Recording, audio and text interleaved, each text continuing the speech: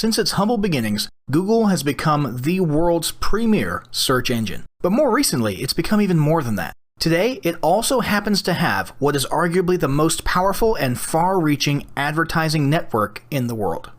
Today, with Google AdWords, you can put your offers in front of motivated buyers as sponsored search results. This means people are seeing your ad at the very moment they're searching for your solution. What could be more powerful than that? Then there's the display network. Ever notice all those images and ads in the sidebars, top and bottom of almost every website you visit?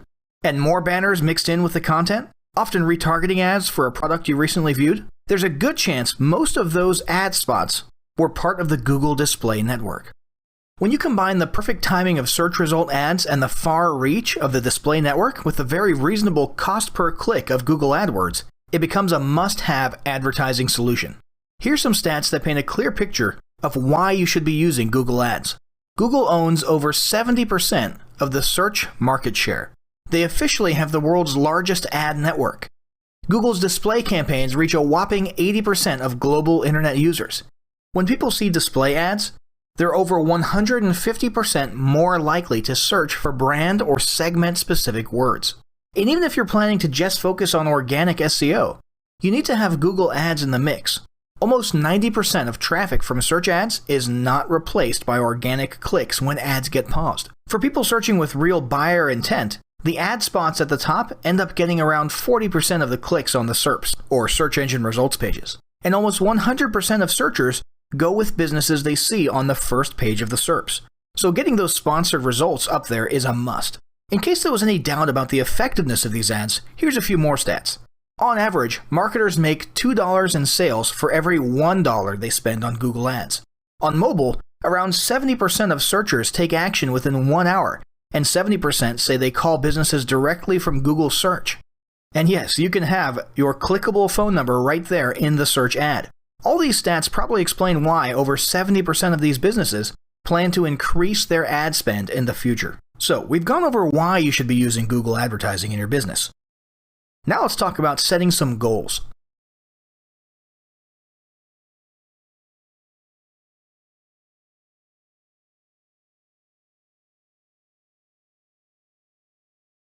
Establishing goals is critical to the success of your marketing. Countless entrepreneurs and businesses have set up an advertising account, run a few ads, and then let it sit untouched for months or even years. This is usually due to a lack or absence of goals. So before you even begin establishing any sort of strategy, you need to establish clear goals. Your goals should be specific, measurable, and attainable. They can be long-term, short-term, or a mix of both. Deadlines and milestones can be helpful as well. Let me give you an example. I want to increase my traffic and sales would be an example of a bad goal that will likely result in your marketing efforts petering out after a while, because there's no specifics or milestones. On the other hand, I want to generate 1,000 new leads by Christmas is an example of a good goal. It's specific, measurable, and certainly attainable. Below are some examples of the various goal categories you might be interested in for your business. First up, there's traffic to website, which usually means sales, leads, or content marketing. Probably one of the most popular goals of marketing is to funnel your traffic back to your own web properties and convert that traffic into brand followers, leads, prospects, and customers. So maybe your goal is to get people to a landing page with a free offer where they can subscribe to your list and become a lead. Maybe they're being sent to a sales page or an e-commerce store. Maybe you just want to do some content marketing and send them to your blog. Next, let's look at the social following goal. In this goal category, your aim is to build a large number of followers. This usually means likes in the case of a business or brand page, or it could mean friends if you're focusing on your personal profile. The main sought-after benefit here is to increase the number of people who will see your posts in their newsfeed. If you grow a large enough community, this can be very beneficial, and if your content is engaging enough to get a lot of traction in the form of likes, comments, and shares, you can significantly increase the range of your organic reach into people's newsfeeds. Paid advertising, either directly to your social platforms or to a page that encourages social following, can be a great way to accomplish this. Next, let's talk about brand awareness. Another goal that's less thought about might be spreading brand awareness and recognition. If you're just starting out, there's a good chance your brand might be in need of a jump start. If nobody's ever heard of you, a great way to increase recognition is to simply flood the web with ads that direct people towards unique, helpful, or entertaining content, and get your name, logo, and overall brand identity in front of as many eyeballs as possible, as many times as possible. If this is your goal, you want to avoid being salesy in the beginning. Ensure you're focused almost entirely on helpful, relevant, or entertaining content. Next, there's expanding existing audiences.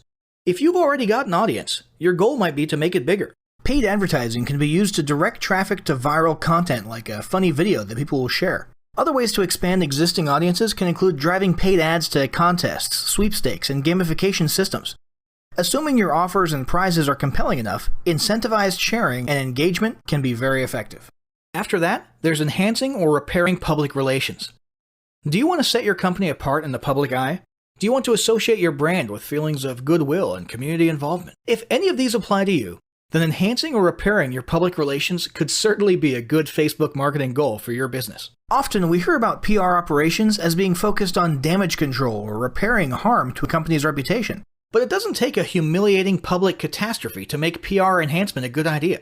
This is a goal that any business can engage in. Non-sales related campaigns can include photos or videos that foster positive values and goodwill, or even involvement in social movements or noble causes. A quick note about the social movements: be careful not to alienate half of your prospects. Although you may be super passionate about something and it may seem like it's worth putting your company out there in association with a certain cause, there's a good chance that a month later when you sit down to do your bookkeeping, you're going to regret it. So just be careful how you go about that. Here's some more ideas. Did your business recently donate to a charity? Build a school in a third world country? Serve food at a local pantry? These are all things to send paid advertising traffic to. These don't necessarily need to be about things that your business participated in. They can be content about general things like a heartwarming video about helping the poor or caring for the elderly. Special holidays like Christmas, Thanksgiving, or Mother's Day also present opportunities to leverage emotions, foster goodwill, and enhance your PR. Finally, there's market research. If you're just starting your business or going down a new path, you need to learn more about your audience and your market. Paid ads can get people to vote in polls, take surveys, or even drive them to the comment section of a blog where they'll share their opinions. Ultimately, your goal should be to gather as much data as possible and come up with 1 or 2 ideal customer avatars that you can then base your marketing and product development on. All of the goals you've learned about in this section require some sort of overall strategy relying on the various types of advertising options. So that's what we'll be covering next.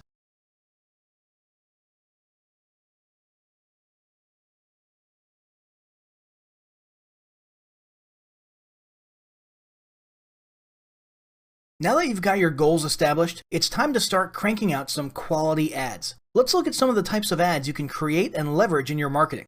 First up, there's search ads. Search advertising is the ultimate perfect timing advertising method. These are ads that appear above, below, or next to search results. They're native ads, which means they look more or less like organic search results and blend in, except for the single word ad in a tiny box next to the URL. These ads show up based on keywords that are targeted during the ad creation process, as well as any other criteria or parameters you specified, such as geographic location. The great thing about search ads is that you're literally putting your solution right in front of people with a problem, exactly where they're looking and exactly when they're looking for it. The value of offering a product or service at the very moment someone is searching for it is obviously priceless. What's more, you only pay when people click your ad or take another specified action like calling your business. And yeah, you can set up phone call ads. So even when people don't click, you're getting free exposure with your business name and brand being put in front of countless eyeballs. Next, there's search remarketing. As if search ads weren't already cool enough, with search remarketing, you can take your ad spend efficiency and ROI to a whole new level. Unlike standard remarketing or retargeting, which follows people around the web, search remarketing is still something that happens on the search engine results pages. It allows you to show search ads specifically, not just to people using your targeted keywords, but to people using your targeted keyword and who recently were on one of your web properties. What does this mean? It means you're fine-tuning your ad campaigns and your ad spending down to a super qualified group of prospects. This means more bang for your buck and greater ROI in the long term. Then there's display ads. Google's display ads appear on more than 2 million websites around the web. If your audience is online, there's a very good chance they're spending a lot of time on sites that are part of the display ad network. And it's not just sites. These ads are now displayed on hundreds of thousands of mobile apps. There are a few types of display ads. First, there's text. These are basic textual ads with a headline, a couple lines of text, and a URL. But then, there's banner ads. These are the actual image ads that you see in the sidebars, the tops and bottoms of pages, and snuck in there in the middle of content as you scroll down through a blog or forum page. And it's not just plain images. These can be rich media, interactive elements, animated images, and more. More recently, you can even put your ads right inside of Gmail. Finally, there's video ads. Arguably one of the coolest advertising developments in recent years, Google's YouTube video ads are an incredibly powerful tool. All you need is a short video, such as a talking head video or an animated video or anything like that, and then using the AdWords creation process, you can then make YouTube ads that display in front of relevant or targeted people on YouTube. Your video either will appear in the search results, in the related videos column, or even play automatically at the beginning of other videos using the TrueView system. Not only do you get to target and put these video ads in front of the perfect audience, but you only pay when people express interest in your ad. So, all these advertising methods are clearly great and present an incredible opportunity to help you grow your brand and your business. But none of this information is worth anything if you don't implement what you've learned. With that in mind, make sure you implement the steps of the following battle plan right away. Step 1. Determine your advertising goals. Step 2. Get your relevant web properties ready to receive traffic. Step 3. Do some research to determine the best keywords and other parameters. Step 4. Choose your best ad type and start creating ads.